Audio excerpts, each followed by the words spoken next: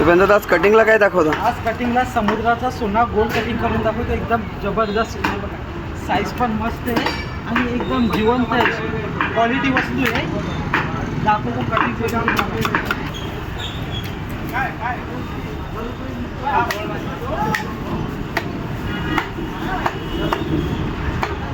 बघा कशी ती एकदम सुपर, एकदम जिवंत वस्तू आहे. एकदम 1 किलोला एकच पीस.